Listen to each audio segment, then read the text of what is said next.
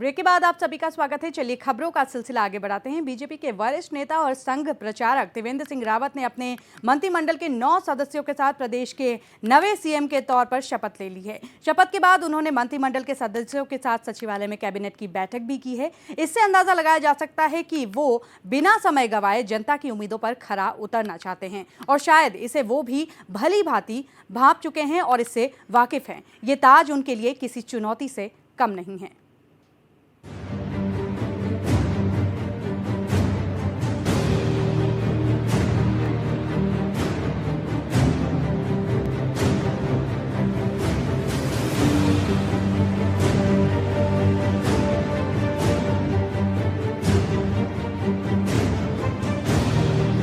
वैसे तो नए सीएम त्रिवेंद्र सिंह रावत उत्तराखंड में बीजेपी की प्रचंड बहुमत की सरकार का नेतृत्व करने वाले हैं, लेकिन इसके बावजूद उनके सामने चुनौतियों की कमी नहीं होगी।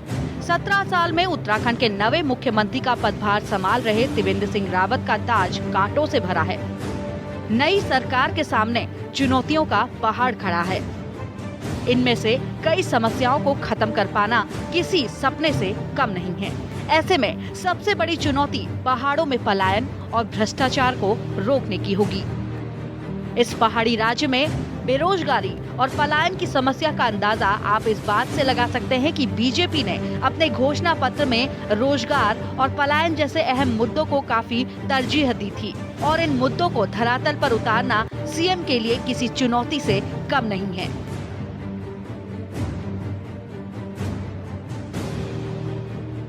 कानून व्यवस्था राज्य की हम मजबूत करना चाहते हैं। भ्रष्टाचार रहित विकास, इसके लिए सरकार प्रतिबद्ध है।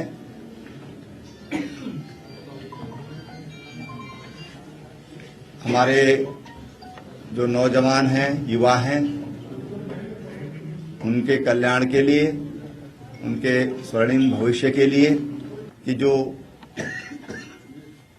निर्मल गंगा अभियान है, प्रधानमंत्री जी जिसकी स्वच्छता के लिए, निर्मलता के लिए और सतत प्रवाह के लिए उन्होंने अपनी प्रतिबद्धता दोहराई है, राज्य सरकार उसके लिए कृत संकल्पित है। आज जो कैबिनेट में हमने निर्णय लिए हैं,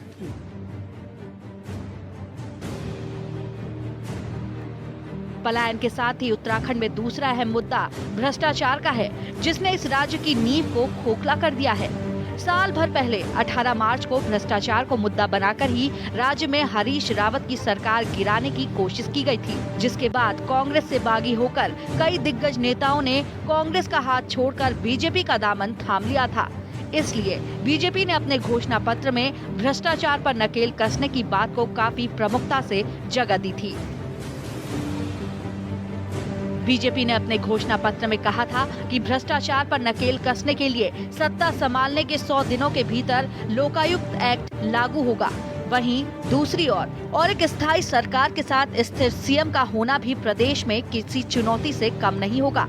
इसे उत्तराखंड का दुर्भाग्य कहें या फिर कुछ और, प्रदेश को 17 सालों में ना तो आज तक स्थायी सीएम मिला और ना ही स्थायी राजधानी। यही कारण है कि यहाँ 3 विधानसभा चुनाव में इस प्रदेश को 8 मुख्यमंत्री मिले हैं, लेकिन इस बार जनता ने बीजेपी को पूर्ण बहुमत दिया। इससे ये तो साफ है कि सरकार अपना कार्यकाल पूरा करेगी, लेकिन चुनौती ये है कि क्या सूबे का मुखिया पूरे 5 साल सबको साथ लेकर चल सकेगा। HNN 24/7 के लिए देहरादून से विजय मिश्रा की रिपोर्ट। तो सूबे के नवे मुख्यमंत्री त्रिवेंद्र सिंह रावत के सर सजा मुख्यमंत्री का ताज चुनौतियों से भरा हुआ है, कांटों से भरा ताज भी हम इसे कह सकते हैं। चलिए इस खबर पर ज्यादा जानकारी के लिए हमारे साथ हमारे संवाददाता तारिक अंसारी जुड़े हैं। तारिक, आपसे जानना चाहूंगी कि चुनौतियां बहुत हैं बीजेपी के आगे, और अगर हम विशेषकर सीएम की बात करें तो सीएम त्रिवेंद्र सिंह रावत के आगे भी कई चुनौतियां हैं। किस तरीके की चुनौतियां हैं ये? जैसे ही विधानसभा इलेक्शनों का आगाज़ हुआ था उसके बाद ही तुरंत बीजेपी ने अपना प्रचार शुरू कर दिया था। मोदी भी कई बार उत्तराखंड के जनता के बीच आए, उन्होंने तरह तरह के उत्तराखंड की जनता से वादे किए हैं, चाहे भ्रष्टाचार का वादा हो, चाहे पलायन रोकने का वादा हो, चाहे शिक्षा में सुधार का वादा हो, कई तरीके के वादे किए उन्होंने। तो निश्चित तौर पर जो वादे बीजेपी सरकार के जो बीजेपी की तरफ से किए गए हैं वो बिल्कुल निश्चित तौर पर पूरे करने होंगे। बिल्कुल कांटो भरा ताज होगा, क्योंकि त्रिवेंद्र सिंह रावत उत्तराखंड के नए सीएम बने हैं, तो उन्हें बिल्कुल निश्चित तौर पर उत्तराखंड की जनता के लिए जो वादे किए गए हैं बीजेपी की तरफ से बिल्कुल निश्चित तौर पर पूरे करने होंगे। उत्तराखंड से जो पहाड़ों पर पलायन हो रहा है उसे रोकना होगा, उत्तराखंड का विकास करना होगा। और बात करें हम बेरोजगारी तो बेरोजगारी भी एक उत्तराखंड का बहुत बड़ा मुद्दा है, जिसके चलते यहाँ पर पलायन लगातार हो रहा है। तो यहाँ पर जो सबसे बड़ा मुद्दा हो वो बेरोजगारी का है, उसे दूर करना होगा प्रगति। जी तारिक, अगर हम बात करें बीजेपी के मैनिफेस्टो की तो यहाँ बेरोजगारी का जिक्र जरूर किया गया है, पलायन को रोकने की बात भी कही गई है, लेकिन किस तरीके से आखिर बीजेपी इन सभी पर रोक लगाएगी, ये एक बड़ा सवाल है। बीजेपी की क्या कुछ रणनीति रहेगी?